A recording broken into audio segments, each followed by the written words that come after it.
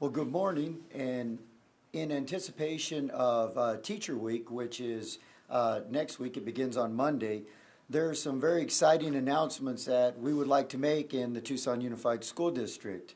Through a lot of work from the staff, our principal staff, and the support of our governing board, I'm excited to announce that as of yesterday, we finished our work with our principals for our first round of staffing, and we will be staffing classrooms in grades 2 through 12 at a 1:27 ratio. That's important because we've had classes this year all the way to 40 students. And so what this does as we staff 1:27 is there's a greater assurance that as you take a look at a grade level or a set of courses, that there will be an average of 27, so that's one teacher to 27 students. We'll continue to maintain in kindergarten and first grade a 1:24 student to teacher ratio. So we're very excited about this. Now, this was made possible by working with our campus leaders, but also by shifting at minimum $4.4 million of central allocated money to campuses. In the past, those dollars were used to hire educational consultants and deal with matters as such, but as we move into next year, I'm looking forward to the team and I assuming more work and more responsibility so those $4.4 million at minimum can be shifted to maintain this 1:27 student to teacher ratio. So that's very exciting. Another aspect of our work that we completed yesterday with our campus principals involved assigning central office support positions, around 140 central office support positions to campuses. These include dropout prevention specialists, intervention specialists, academic specialists, and community representatives. So these positions that were housed centrally and did some work on campuses will be housed on campuses and work directly under the supervision and in collaboration with campus principals and campus leadership so that these individuals, they go to work on the school, they sign in at the school, they get to know the community, that's their school, that's their community, and this is very important to us, especially in the area of our dropout prevention specialists. We want to be sure at the elementary, middle, and K-8s that we're calling parents and contacting them and saying, we want you to bring your kids in, and we're building those relationships. And at the high school level, that teachers are being supported in the sense of it's hard to teach students if they're not there. So the dropout prevention specialist work will be to bring teachers in, of course, will be to bring students in. Of course, with the interventionists and academic specialists, there'll be that additional support on top of Tier 1 classroom instruction.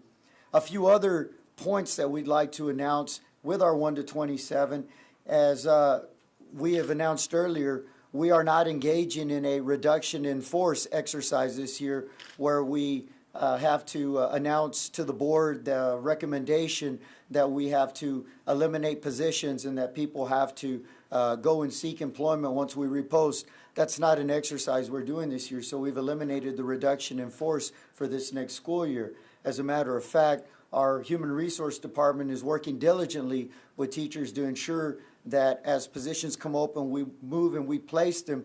But during that whole time, they do maintain employment and they do maintain their job and they do maintain their benefits. And that's very positive. Another aspect is this year the board, with their support, we were able to move $1 million for teacher salary adjustments. In years past, we raised the bottom salary, the starting salary, but we didn't adjust the other salaries.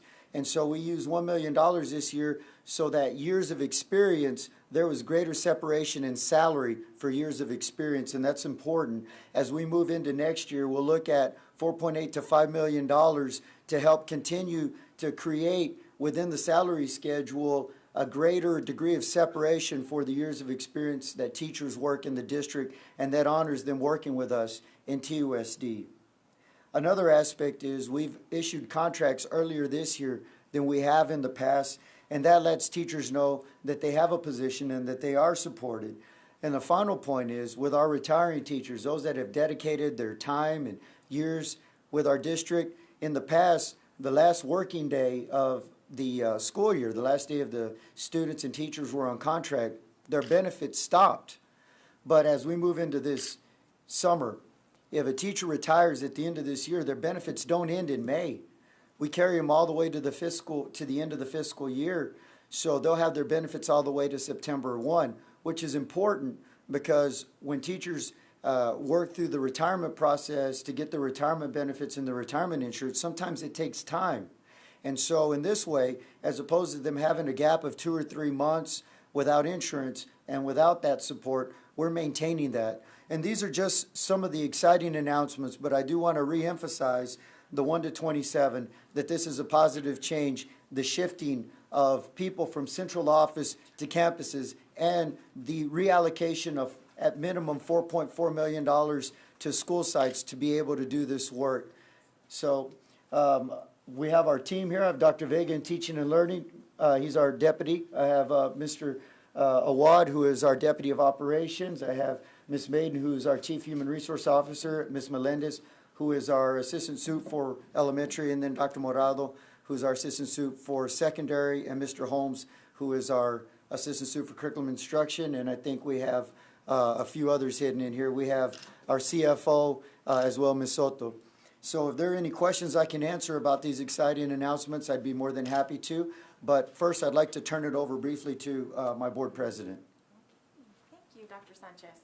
I'm really happy to be here and representing the board in talking about these wonderful things that are happening in the district. 1 to 27 is huge for our district. We have, I have a daughter who is in kinder in a 1 to 33 classroom, and right now she's in a 1 to 28. So to have the security as a parent, knowing that 1 to 27 is going to be the goal for all of our children throughout the district, and smaller in K and 1 is going to be really important, and I hope that that's something that the community sees. We've listened to your concerns, and we're really responding to them. So thank you. If there are any questions we can answer, we'd be more than happy to. Yes, ma'am. In the past, budget cuts have forced the district to increase class sizes. How is it that this money is able to be shifted now, a large amount of money, and what exactly is the funding source? It's a multitude of funding sources. The main funding source is our federal Title I funding source. What we're doing with our Title I funding source, as opposed to holding that money centrally for the purpose of hiring consultants to come and do work with principal development or with teacher development, that's work that we're looking at doing in-house. As we began the trend this year, Dr. Vega and I do a lot of training with the support of Mr. Holmes, with Dr. Morado and Ms. Melendez in working with principals.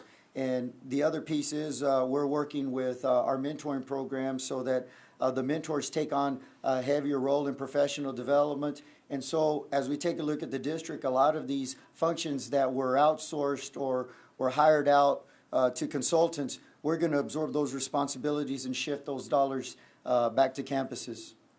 So will campuses that previously didn't receive Title I funds benefit from this? All campuses will benefit from this because what we're doing is we're staffing at 1 to 27, and some of those campuses that didn't receive Title I funds in the past, they had larger class sizes because the Title I funding had helped and supported in certain ways. And so again, it's just a shifting of allocations to the campus that is allowing us to make these adjustments, as well as the shifting of central office positions and then the elimination of some central office positions that are vacant, that are funded out of other funding sources other than Title I that allow us to use that money to take care of campuses that aren't Title I eligible campuses. Any other questions? Could you explain a little bit more about the teachers who are a little longer-term teachers and how that salary shift is going to happen and what that's going to do for them? Sure. You know, in years past, the district has worked to be competitive with neighboring districts as well as with districts in the state. And so what the district did is raise the starting teacher salary. So if you can imagine, if you raise the starting teacher salary, but you don't adjust the other salaries, the starting teacher salary gets closer and closer to other salaries, and it compresses the salary schedule, which means first-year teacher salary to 10-year teacher salary, there becomes less and less separation in dollars for each year of experience you have more. So what we're doing with the $4.8 million to $5 million that we're rolling into next year is we're creating separation in space. Our ultimate goal is for each year that a teacher works in the district, there's an expected $500 annual increase for that year of experience. And so we're working with our teacher bargaining unit, with TEA, and with Ms. Benales to be able to create that separation. So that's something that we've worked all year on, and that we'll continue to make tweaks and adjustments as we move forward. But that's the ultimate goal, is for each year of experience, there's a given dollar amount, and there's a greater separation from the starting salary to the 5th year salary to the 10th year salary and throughout the salary schedule. And where was that money coming from? Again, it's a matter of us having to reshift priorities, and what we're taking a look at are some of the efficiencies that we can garner in the way we use electricity, as well as in the way that we fund and staff campuses. Some of that, of course, were some of the tough decisions that were made by previous administration to close sites, and some of those savings, as opposed to us saying, well, we've garnered those savings, so we're going to put them over here to the side. We're going to turn back to the staff that are out doing the work. So it's a myriad of eliminating central positions, and coupled with some of the savings that were garnered from some of the tough decisions that have been made prior to this year. And you said it's the 1 to 27 ratio is in 2nd to 12? Yes, ma'am. 2nd grade to 12th grade. And for kinder and first, 1 to 24. Any other questions? How is this making the district better overall? I mean, what is your characterization of where we're headed? When we take a look at the district in whole, what I want to look at, and I believe what any parent would want to look at, because I'm also a parent, is how much of the dollars are going to the classroom and the school sites. How many of the positions are assigned to support kids? What's a separation between the people we hire and the work they do to help students learn? What this does is it sends a very clear message that our priority in shifting $4.4 million and in decreasing the size of classes is that our dollars need to be in our classrooms, on our campuses, as well as the dollars that are being put to teacher salary. They're the most important employees of the district, or our teachers. Everybody does great work, but without our teachers, we can't educate students in any school district. So what we're doing is shifting our dollars to show our priorities with our people who teach the most important people in the district, which are our students. And class size is critical to that, because teaching is about building relationships. And it's difficult to build a relationship with 40 people in the class. It's a little better when you have 27 people in the class. You can build a relationship there. And that's the first part of teaching. Every great teacher will tell you, I begin by building relationships with my students. So we're really shifting our priorities to our campus in these positions that have been central office positions. We've heard from our external evaluator with the curriculum audit that as much as we can shift positions to the campus, that'll better serve our students. And so we're in that work, and we want to continue down that trajectory. So it's an adjustment in district perspective to shift dollars to support teachers, to support students, to support campuses, and to support classrooms. It's about a $9 million shift then. Yes, ma'am.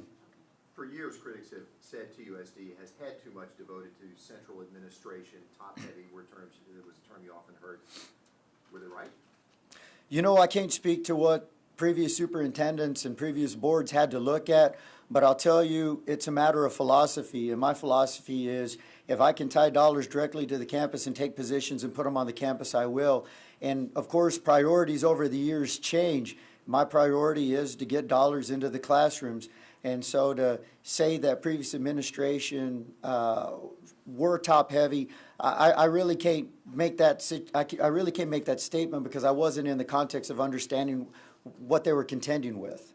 Right. And the audit revealed that we weren't top-heavy as far as, I'm sorry. Go ahead. Yes, ma'am. That the audit that we listened to, all of the results revealed that we weren't top-heavy when we look at districts of similar size. I do think that one of the issues that we've had historically is that our district is very large, and so when we reduced a number of the school sites, that also added to the fact that we were reducing the number of administrators in our district. And the 140, they're now administrators, and now they're going to be like dropout specialists? How is that working? They're not administrators. If you'll, the best way to describe it is you have two very clear structures. All the people that work on a campus and report to the principal. And then you have the directors to the superintendent, and all the people that report from the director to the superintendent. Those are two very clear structures.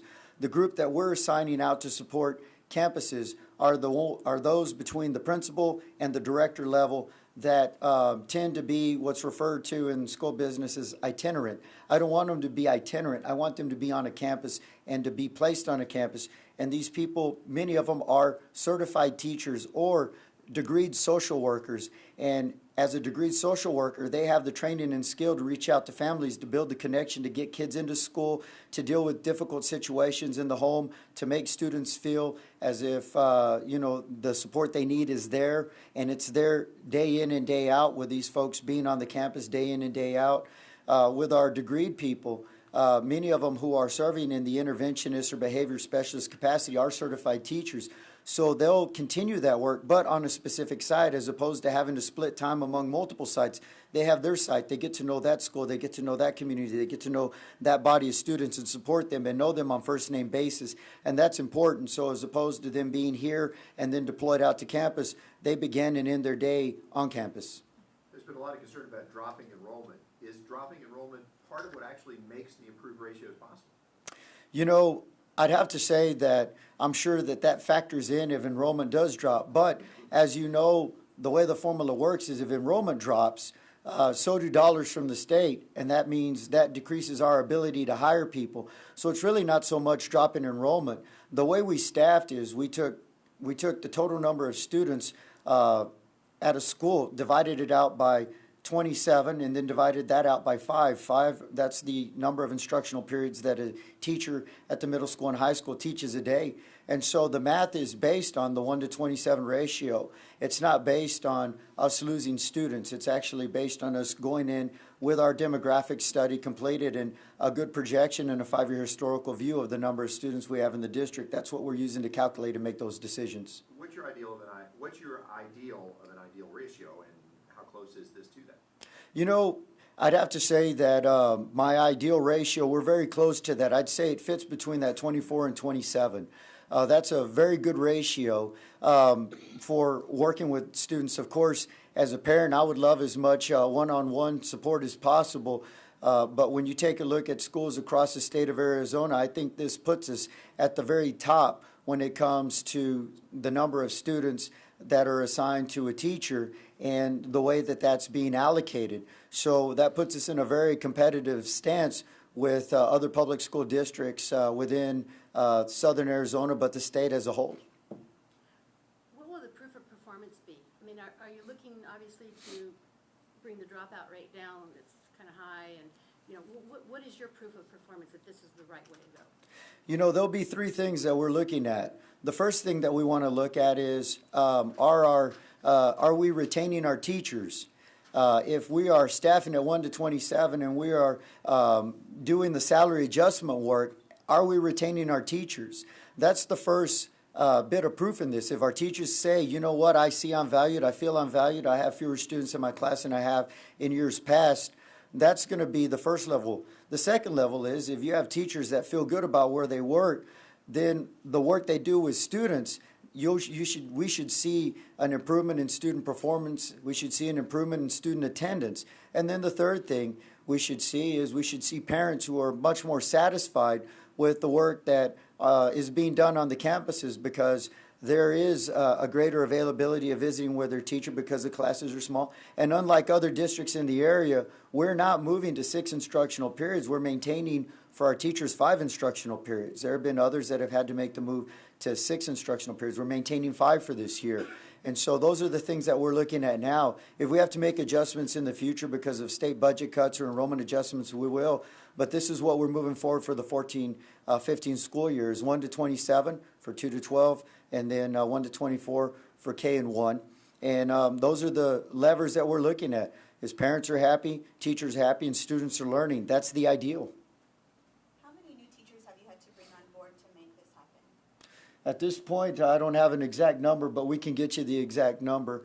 I'll say that the positive side is the majority of campuses in the district, especially looking at the high schools, we've added teachers into the core academic areas. And those are the areas, if you're familiar with the state, increasing the number of mathematics courses and science courses that students have to take.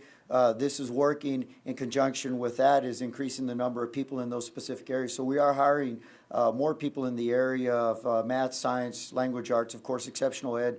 And as we're doing our work with our dual language program and its revision, we're also hiring more people in elementary dual language. Do you need to get an adjustment in, like an override? I mean, does anything else have to come in to pay for this? This, right now what we're doing is it's the epitome of we're tightening our belt as tight as we can. And that's where we are right now. I'm not going to go out to the community and ask for a override or a bond at any point until we are certain that we have found every efficiency within the district and rolled that out to support our schools. When we get to the point that I feel we've acted upon every efficiency, then we'll have that conversation. But we're not ready to have that conversation. We're ready to roll this out and make this work. In the fall?